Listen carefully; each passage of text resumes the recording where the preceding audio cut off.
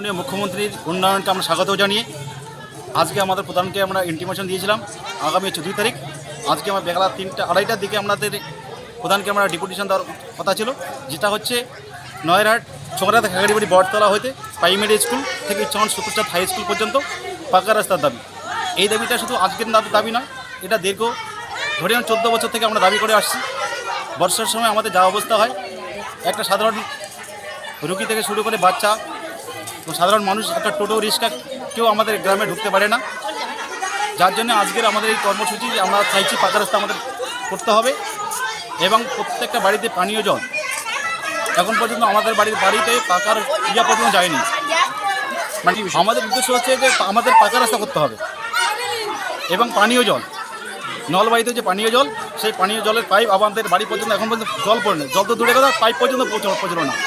এই দুটো মূলত দাবি আমাদের আছে। এই দুটো দাবির জন্য আজকে আমাদের প্রধানের কাছে আমাদের ডিপুটেশন দেওয়া। আপনার হ্যাঁ, আপনার নাম? অজিত কুমার রায়, বাড়ি বাড়ি চোংরাদা খাগড়িবাড়ি ধরাপাড়া।